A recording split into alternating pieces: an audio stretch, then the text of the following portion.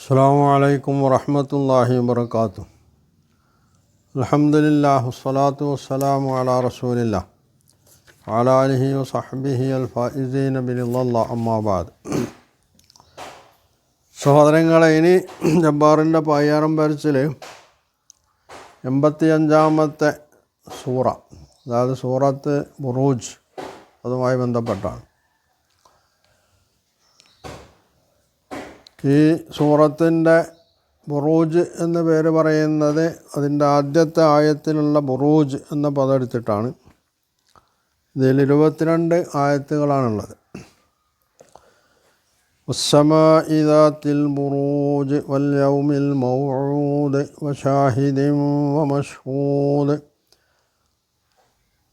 ഇവിടെ 3 സംഗതികൾ എടുത്തുകൊണ്ട് അള്ളാഹു സത്യം ചെയ്യാണ്. ഒന്ന് ബുറൂജുള്ള ആകാശം, 2 വാഗ്ദത്ത ദിനം വൽ യൗമിൽ മൗഊദ്, 3-ാമത്തത് വശാഹിദിൻ വമശ്ഹൂദ്, സാക്ഷിയും സാക്ഷീകരിക്കപ്പെടുന്നതും. അപ്പോൾ 4 സംഗതികൾ എടുത്തിട്ടാണ് സത്യം ചെയ്യണത്. ഇവിടെ ജബ്ബാറിന് ഈ സൂറത്തിനെ പറ്റി പറയാനുള്ളത്, ഒന്നിതിൽ പ്രാസല്ല, അതായത് എല്ലാ വാക്യങ്ങളുടെയും അവസാനം എല്ലാ വചനങ്ങളുടെയും അവസാനം ഒരേ രീതിയിലല്ല, ഒരേ അക്ഷരത്തിലല്ല അവസാനിക്കുന്നത്. അതായത് അന്ത്യാക്ഷര പ്രാസല്ല. ചിലയിടത്തുണ്ട്, ചിലയിടത്ത് വേറെ പദങ്ങളാണ് കൊടുത്തിട്ടുള്ളത്. അപ്പോൾ ഇത് കേട്ടാൽ തോന്നുന്നതാണ്, ഖുർആന് എല്ലാം ജബ്ബാർ പറയുന്ന മാതിരി പ്രാസമൊപ്പിച്ച് പറഞ്ഞുകൊള്ളുമെന്ന് ജബ്ബാറിനോട് വാഗ്ദാനം ചെയ്ത മാതിരിയുണ്ട്. അങ്ങനെ ഒരു വാഗ്ദാനം ഉണ്ടെങ്കിൽ അത് ലംഘിക്കുമ്പോഴാണല്ലോ അത്തരം ഒരു ആക്ഷേപം പറയേണ്ടത്. ലോകത്തുള്ള ഏത് ഗ്രന്ഥങ്ങളിൽ, കവിതകളടക്കം, ചില കവിതകൾ ആദ്യാക്ഷര പ്രാസം, ചിലത് അന്ത്യാക്ഷര പ്രാസം, ചിലത് മലയാളത്തിലാവുമ്പോൾ 2-ാമത്തെ അക്ഷരത്തിൻ്റെ പ്രാസം, അങ്ങനെ പല അക്ഷരങ്ങളിലായിട്ട് പ്രാസൊപ്പിച്ചിട്ടാണ് കവിതകൾ എഴുതാറുള്ളത്. അതേ അവസരം ചില കവിതകൾക്ക് അങ്ങനത്തെ പ്രാസവും ഉണ്ടാവില്ല.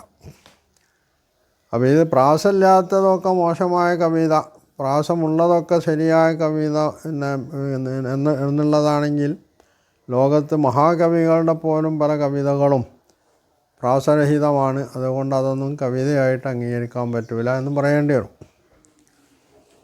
അപ്പോൾ ജബ്ബാറിൻ്റെ സാഹിത്യബോധം എന്ന് വേണമെങ്കിൽ നമുക്കതിനെ പേരിട്ട് വിളിക്കാം. ജബ്ബാറിൻ്റെ സാഹിത്യബോധം എല്ലാറ്റിലും പ്രാസം ഒപ്പിച്ച് വരണം എന്നുള്ളതാണ്. അത് പക്ഷേ ഖുർആൻ അങ്ങനെ ഒരു വാഗ്ദാനം നൽകിയിട്ടില്ല. ചിലയിടത്ത് അങ്ങനെ അവസാനത്തിന് പ്രാസൊപ്പിച്ച് വന്നിട്ടുണ്ടെന്നുള്ളത് ശരിയാണ്.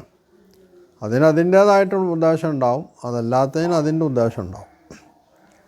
രണ്ടാമത് പറയണത് എന്നൊക്കെയോ അർത്ഥം വാക്കുകൾ വലിച്ചെടുത്ത് കൊണ്ടുവന്ന് ഒരർത്ഥവും ഇല്ലാത്ത കുറേ വാക്കുകൾ കൂട്ടിച്ചേർത്ത് എന്തൊക്കെയോ പറയുന്നു എന്നാണ്. ഇത് നമ്മൾ നേരത്തെ പറഞ്ഞു പോകുന്ന സംഗതി തന്നെയാണ്. ജബ്ബാറിന് ഖുർആൻ മനസ്സിലാവുന്നതാണ് ജബ്ബാറിനെ പറഞ്ഞിട്ടുള്ളതാണ്. ലോകത്ത് അറബികൾക്കും അനറബികൾക്കും ഒക്കെ ഇന്നും മനസ്സിലായിക്കൊണ്ടിരിക്കുന്ന ഒരു ഗ്രന്ഥമാണ് ഖുർആൻ എന്ന് പറയുന്നത്. ഇപ്പോൾ ഈ അടുത്ത ദിവസങ്ങളിൽ പോലും ഹമാസ് ഇസ്രായേലുള്ള യുദ്ധവിരാമത്തിൻ്റെ പേരിൽ ഹമാസ് കൈവരിച്ച നേട്ടങ്ങൾ, അവരുടെ സ്ഥൈര്യം, ഇതൊക്കെ മനസ്സിലാക്കിയിട്ട് ആളുകൾ ഇസ്ലാമിലേക്ക് കടന്നു വരുന്നുണ്ട്, ജൂതന്മാരിൽ നിന്ന്, ക്രിസ്ത്യാനികളിൽ നിന്ന്. ലോസ് ആഞ്ചൽസിലുണ്ടായിട്ടുള്ള തീപിടുത്തവുമായിട്ട് ബന്ധപ്പെട്ട് അതിൽ നിന്ന് ഗുണപാഠം ഉൾക്കൊണ്ടായിട്ട് ആളുകൾ ഖുർആനിൻ്റെ അധ്യാപനങ്ങൾ സ്വീകരിച്ച് ഖുർആനിലേക്ക്, ഇസ്ലാമിലേക്ക് കടന്നു വരുന്നുണ്ട്. പക്ഷേ നമ്മളെ ജബ്ബാറിൻ്റെ ദുര്യോഗം, നിർഭാഗ്യം എന്നേ പറയേണ്ടൂ. ജബ്ബാറിന് ഇതൊന്നും മനസ്സിലാവില്ല. കാരണം അതിന് മാത്രമേ ജബ്ബാറിന് ബുദ്ധിയുള്ളൂ എന്നുള്ളത് ജബ്ബാറിനെ സമ്മതിക്കുന്നതാണ്. അതുകൊണ്ട് തന്നെ നമുക്കതിനെപ്പറ്റി വല്ലാണ്ട് പറയേണ്ടതില്ലല്ലോ. പിന്നെ ജബ്ബാർ പറയണത് വസ്സമാഇ ദാത്തിൽ ബുറൂജ്. നേരത്തെ പറഞ്ഞ മാതിരി അള്ളാഹു സത്യം ചെയ്യേണ്ട കാര്യമുണ്ടോന്നാ. അപ്പോൾ അതിന് നമ്മൾ നേരത്തെ പറഞ്ഞിട്ടുണ്ട്, അള്ളാഹു സത്യം ചെയ്യണോണ്ട് 2 ഉദ്ദേശമുണ്ട്. ഒന്ന്, സത്യം ചെയ്തുകൊണ്ട് എന്ത് സംബന്ധിച്ചാണോ, എന്ത് കാര്യമാണോ അതിൽ അവതരിപ്പിക്കാൻ പോകുന്നത്, ആ കാര്യം ജനമനസ്സുകളിൽ അരക്കിട്ട് ഉറപ്പിക്കുക എന്നുള്ളതാണ് സത്യം ചെയ്യുന്നതിലൂടെ ഖുർആൻ ഉദ്ദേശിക്കുന്ന ഒരു ലക്ഷ്യം.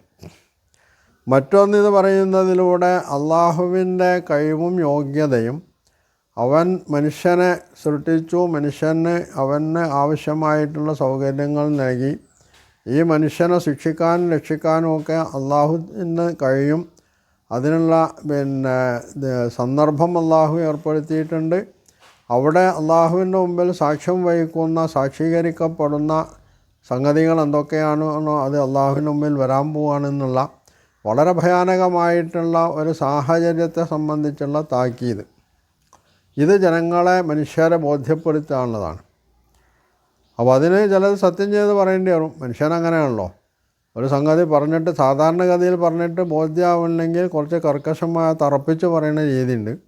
ആ തറപ്പിച്ച് പറയുന്നതിൽ ഒന്ന് ശപഥത്തിന് പ്രയോഗമാണ്. ആ ശപഥ പ്രയോഗത്തിന്, സത്യം ചെയ്യലിന് അതിൽ വലിയ പ്രാധാന്യമുണ്ട്. അപ്പോൾ അറബികൾ എന്ന് പറഞ്ഞാൽ അവർ മനുഷ്യരാണ്. ശേഷിച്ചു നിഷേധികളെ സംബന്ധിച്ചിടത്തോളം അവരുടെ മനസ്സിലേക്ക് ഇത് കടന്നു ചെല്ലണമെങ്കിൽ അവരോട് കുറച്ച് ഉറപ്പിച്ച് പറയേണ്ടി വരും. അതിനു വേണ്ടിയാണ് ഇവിടെ അള്ളാഹു സത്യം ചെയ്ത് പറയുന്നത്. എന്നിട്ട് പിന്നെ വസ്സമായി ദാത്തിൽ ബുറൂജ്, ബുറൂജുള്ള ആകാശം. എന്താണ് ബുറൂജ് എന്നുള്ളത് ആർക്കും മനസ്സിലായിട്ടില്ല. അറബികൾക്ക് തന്നെയും അതിൻ്റെ അർത്ഥം എല്ലാവർക്കും അറിയുമായിരുന്നില്ല. അങ്ങനെ ആർക്കും അറിയാത്തൊരു പദം മുഹമ്മദ് എവിടുന്നോ വലിച്ചുകൊണ്ടുവന്നു എന്നാണ് നമ്മളെ ജബ്ബാർ മുസ്ലിയാർ പറയുന്നത്. കാരണം മൂപ്പർക്ക് അതിന് മാത്രം അറബി പാണ്ഡിത്യമുണ്ട്. നബി സല്ലല്ലാഹു അലൈഹി വസല്ലമയേക്കാൾ മാത്രമല്ല, അന്ന് ജീവിച്ചിരുന്ന അല്ലെങ്കിൽ പിൽക്കാലത്ത് ഇന്നും ലോകത്തുള്ള അറബി ഭാഷാ പണ്ഡിതൻ പടുക്കളക്കാളൊക്കെ വലിയ ഭാഷാപടുവാണ്, അറബി ഭാഷാപടുവാണ് നമ്മളെ ജബ്ബാർ മുസ്ലിയാർ. അതുകൊണ്ടാണ് മൂപ്പർ ഇത് എവിടെയോ കടന്നിരുന്ന ആർക്കും അറിയാത്തൊരു പദമെന്നൊക്കെ തട്ടിവിടണത്. തട്ടിവിട്ടെങ്കിലല്ലേ തനിക്ക് എന്തെങ്കിലുമൊക്കെ പറഞ്ഞ് പിടിച്ചെടുക്കാൻ കഴിയുമെന്നുള്ളത് തൻ്റെ ശ്രോതാക്കളെ ബോധ്യപ്പെടുത്താൻ കഴിയുള്ളൂ. അതിനുള്ളൊരു തട്ടിപ്പ്, കോപ്രായം കാണിക്കാൻ മാത്രമാണിത്.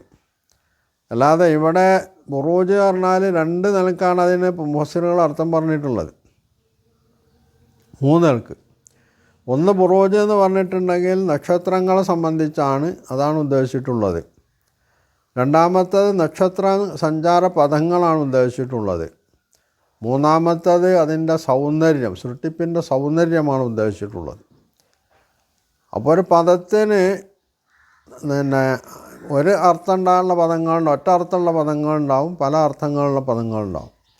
ഈ പല അർത്ഥങ്ങളുള്ള പദങ്ങൾ എങ്ങനെയാണ് ഭാഷാ പണ്ഡിതന്മാർ, ഖുർആൻ്റെതൊക്കെ അടക്കട്ടെ, ഭാഷാ പണ്ഡിതന്മാർ കൈകാര്യം ചെയ്യുന്നതെന്ന് പരിശോധിച്ചാൽ ചില വചനങ്ങളിൽ, അത് വേദഗ്രന്ഥമാവാം അല്ലാത്തതാവാം, ഒരേ പദത്തിന് വ്യത്യസ്ത ആശയങ്ങളുണ്ടാവാം, അർത്ഥമുണ്ടാവാം. അപ്പോൾ ആ വ്യത്യസ്ത അർത്ഥങ്ങളനുസരിച്ച് അതുകൊണ്ടുള്ള ഉദ്ദേശങ്ങൾക്കും മാറ്റം വരും. ഇപ്പോൾ നിയമവ്യവസ്ഥയിൽ ഒരേ സംഗതിക്ക് ബാധകമാവുന്ന നിയമത്തെ വ്യത്യസ്ത രീതിയിൽ നിയമപണ്ഡിതന്മാർ, വിശാരദന്മാർ വ്യാഖ്യാനിക്കുന്നതിന് കാരണം എന്താ? അവിടെ ഉപയോഗിച്ചിട്ടുള്ള വാക്കിന് വ്യത്യസ്ത അർത്ഥം ഉണ്ടാവും. അപ്പോൾ ഇതിൽ ഏത് അർത്ഥമാണ് ഉദ്ദേശിച്ചിട്ടുള്ളതെന്ന് കൃത്യമായിട്ട് ആ ഭാഷ ഉപയോഗിച്ച, ആ പദം ഉപയോഗിച്ച ആൾ പറഞ്ഞിട്ടുണ്ടാവില്ല. അപ്പോൾ അതിനെ വ്യത്യസ്തമായിട്ടുള്ള നിലയിൽ വ്യാഖ്യാനിക്കേണ്ടി വരും. ഈ വ്യാഖ്യാനങ്ങൾ തെറ്റാണ് എന്ന് ഒരാൾക്കും പറയാൻ കഴിയില്ല. ഇത് തന്നെയാണ് വേദങ്ങളുടെ അവസ്ഥ, വിശുദ്ധ ഖുർആൻ്റെ അവസ്ഥ തന്നെയാണ്. ഖുർആനിൽ ഈ 3 അർത്ഥങ്ങളും ഉൾക്കൊള്ളുന്ന ബുറൂജ് എന്ന പദം 3ഉം അവിടെ ഫിറ്റാണെന്നുള്ളതാണ് വസ്തുത. അപ്പോൾ എന്തിനാണ് കാണിക്കുന്നത്? ഖുർആനിൻ്റെ അർത്ഥവൈപുല്യത്തെയും മനുഷ്യന് അതിലൂടെ മനസ്സിലാക്കിയെടുക്കാവുന്ന അള്ളാഹുവിൻ്റെ കഴിവ്, യോഗ്യത, സൃഷ്ടിവൈഭവം തുടങ്ങിയുള്ള സംഗതികളൊക്കെ മനുഷ്യന് മനസ്സിലാക്കാൻ കഴിയുന്നുള്ളതാണ്. അപ്പോൾ നക്ഷത്രങ്ങളുള്ള ആകാശം, അല്ലെങ്കിൽ നക്ഷത്രങ്ങൾ സഞ്ചരിക്കുന്ന അതിൻ്റെ സഞ്ചാര പദങ്ങളുള്ള ആകാശം, അതുപോലെ സുന്ദരമായിട്ടുള്ള സൃഷ്ടിപ്പുള്ള ആകാശം, ഇതെന്തിനാണ് കുറിക്കുന്നത്? ആകാശലോകത്തിൻ്റെ ഗാംഭീര്യത്തെയും മഹത്വത്തെയും അതിൻ്റെ സൗന്ദര്യത്തെയുമാണ് കുറിക്കുന്നത്. അപ്പോൾ നിങ്ങൾക്ക് മുകളിൽ ഇങ്ങനെ തിളങ്ങി നിൽക്കുന്ന, രാത്രി മേലോട്ട് നോക്കുമ്പോൾ അവിടെ വിളക്കുകൾ കത്തിച്ചതുപോലെ നിരന്ന് നടക്കുന്ന നക്ഷത്രജാലങ്ങൾ കാണാം. ആ നക്ഷത്രജാലങ്ങൾക്ക് അതിൻ്റേതായിട്ടുള്ള സഞ്ചാരപഥങ്ങളുണ്ട്. അതാവട്ടെ ആകാശത്തിന് സൗന്ദര്യം നൽകുന്ന ഒന്നാണ്. അപ്പോൾ ഇങ്ങനെയുള്ളൊരു ആകാശത്തെ ഇത് ആര് സൃഷ്ടിച്ചു, അതിൻ്റെ ഉടമ ആരാണ്, അത് സംവിധാനിച്ചത് ആരാണ്, നിങ്ങളൊന്ന് ചിന്തിച്ചു നോക്കൂ എന്നാണ് ഇവിടെ പറയുന്നത്. അങ്ങനെ നിങ്ങൾ ചിന്തിക്കുമായിരുന്നെങ്കിൽ നിങ്ങൾ ഇന്ന് വെച്ച് പുലർത്തുന്ന ഈ വ്യാജ ദൈവങ്ങളുടെ പിന്നാലെ പോവില്ല. കാരണം ഈ നിങ്ങൾ അംഗീകരിക്കുന്ന ഈ വ്യാജ ദൈവങ്ങൾക്കൊന്നും ഇങ്ങനെ ഒരു ആകാശത്തെ സൃഷ്ടിക്കാൻ കഴിയില്ലാന്നുള്ളത് നിങ്ങൾക്ക് തന്നെ അറിയാലോ. അപ്പോൾ ഈ സൃഷ്ടി നടത്തിയിട്ടുള്ളവൻ ആരാണ് എന്ന് നിങ്ങൾ മനസ്സിലാക്കണം. രണ്ടാമത്തേത് യൗമിൽ മൗഊദ്. യൗമുൽ മൗഊദ് പറഞ്ഞാൽ ഇത് രണ്ട് രീതിയിൽ പറയാം. ഒന്ന്, വിശ്വാസികളായ ആളുകളെ സംബന്ധിച്ചിടത്തോളം അവർക്ക് കൂടുതൽ നന്മ ചെയ്യാൻ പര്യാപ്തമായിട്ടുള്ള ചില ദിനങ്ങൾ അള്ളാഹു വാഗ്ദാനം ചെയ്തിട്ടുണ്ട്. അങ്ങനെയുള്ള ദിനങ്ങളാവാം. അറഫ ദിവസം, നോമ്പിൻ്റെ കാലങ്ങൾ, അങ്ങനെ പല ദിവസങ്ങളുമുണ്ട്. അതല്ലെങ്കിൽ മനുഷ്യനോട് മൊത്തത്തിൽ തന്നെ അവന് വാഗ്ദാനം ചെയ്യപ്പെട്ട, നിങ്ങൾക്ക് നിങ്ങളുടെ ഈ ലോകത്തുള്ള ജീവിതത്തിൽ നിങ്ങൾ വിശ്വസിക്കുന്ന, നിങ്ങൾ പറയുന്ന, നിങ്ങൾ പ്രവർത്തിക്കുന്ന വിശ്വാസ കർമ്മ വചനങ്ങൾക്കനുസരിച്ച്, പ്രവൃത്തി വചനങ്ങൾക്കനുസരിച്ച് അതിൻ്റെ നന്മയും തിന്മയും പരിഗണിച്ചുകൊണ്ട് നിങ്ങൾക്ക് രക്ഷാശിക്ഷകൾ നൽകാമെന്ന് വാഗ്ദാനം ചെയ്യപ്പെട്ടിട്ടുള്ളൊരു ദിവസമുണ്ട്. ആ ദിവസത്തെ മറന്നുകൊണ്ടാവരുത് നിങ്ങൾ ജീവിക്കുന്നത് എന്നുള്ള താക്കീതിൻ്റെ സ്വരമാവാം. അപ്പോഴും അതിൻ്റെ അർത്ഥവൈപുല്യമാണ് അവിടെ മനസ്സിലാക്കേണ്ടത്. ജബ്ബാറിനെ പോലെ സങ്കുചിതമായിട്ടുള്ള, മൂപ്പർ കരുതിയിട്ടുള്ള എന്തോരം അർത്ഥത്തിൽ പരിമിതപ്പെടുത്തിക്കൊണ്ട് ഇതിനൊരു അർത്ഥമില്ല എന്ന് പറഞ്ഞ് തടി തപ്പുന്ന രീതിയല്ല ഇവിടെ ഖുർആൻ സ്വീകരിച്ചിട്ടുള്ളത്. അതുകൊണ്ട് തന്നെയാണ് മക്കയിലുള്ള ശത്രുക്കൾ ആരും തന്നെ ഇത്തരത്തിലുള്ള ഖുർആൻ്റെ പ്രയോഗങ്ങളെ വിമർശിക്കാതെ പോയിട്ടുള്ളത്. ഇനി ഷാഹിദും വമഷ്ഹൂദ് എന്ന് പറഞ്ഞാലോ, സാക്ഷിയും സാക്ഷീകരിക്കപ്പെടുന്നതും. ഇത് മനുഷ്യൻ്റെ വിശ്വാസവും അവൻ്റെ കർമ്മവുമാവാം. അതുപോലെ തന്നെ പരലോക ജീവിതത്തിൽ മനുഷ്യനെ ഈ ഭൂമിയിൽ വെച്ച് ചെയ്ത പ്രവർത്തനങ്ങളെ സംബന്ധിച്ചൊക്കെ അവനെ വിചാരണ ചെയ്യുമ്പോൾ അവിടെ അവൻ്റെ പ്രവർത്തനങ്ങൾക്കും വാക്കുകൾക്കുമൊക്കെ സാക്ഷികളായിട്ട് വരുന്ന ഒരുപാട് സംഗതികളെപ്പറ്റി ഖുർആൻ പറയുന്നുണ്ട്. അപ്പോൾ അങ്ങനെയുള്ള ആളുകളോ അല്ലെങ്കിൽ വസ്തുക്കളോ ഒക്കെ ആവാം സാക്ഷി എന്ന് പറയുന്നത്. സാക്ഷീകരിക്കപ്പെടുന്നതെന്ന് പറഞ്ഞാലോ, ഇവിടെ മനുഷ്യൻ എൻ്റെ കർമ്മങ്ങൾ, അവൻ്റെ പ്രവർത്തനങ്ങൾ, അവൻ്റെ ജീവിത രീതി, ഇതൊക്കെ ആവാം. ഇങ്ങനെ വ്യത്യസ്തങ്ങളായിട്ടുള്ള ആശയങ്ങൾ ഉൾക്കൊള്ളുന്ന അതുകൊണ്ടാണ് മുഫസ്സിറുകൾ ഇതിന് വ്യത്യസ്ത ആശയം പറയുന്നതും. അപ്പോൾ ഒരു പദത്തിന് വ്യത്യസ്ത അർത്ഥങ്ങളും അതിന് അനുസരിച്ചുള്ള വ്യത്യസ്ത ആശയങ്ങളും ഉണ്ടാകുക എന്ന് പറയുന്നത് യഥാർത്ഥത്തിൽ ആ വാക്കിൻ്റെ കുറച്ചിലല്ല, ആ വാക്കിൻ്റെ മാഹാത്മ്യവും അതിൻ്റെ ഗാംഭീര്യവും അതിൻ്റെ അർത്ഥവൈപുല്യത്തെയുമാണ് കാണിക്കുന്നത്. ഇത് മനസ്സിലാക്കാൻ നിർഭാഗ്യവശാൽ നമ്മളുടെ യുക്തിവാദിയായിട്ടുള്ള ജബ്ബാറിന് കഴിയാതെ പോകുന്നു എന്നുള്ളതാണ്. ജബ്ബാറിനത് മനസ്സിലാവാത്ത പ്രശ്നമൊന്നും എനിക്ക് തോന്നുന്നില്ല. കാരണം ജബ്ബാർ കുറച്ചൊക്കെ വായനാശീലമുള്ള ഒരാളായതുകൊണ്ടൊക്കെ മനസ്സിലാവും. പക്ഷേ അത് ഉൾക്കൊള്ളാനുള്ള വിവേകം എന്ന് പറയുന്ന ഒരു സംഗതിയുണ്ട്.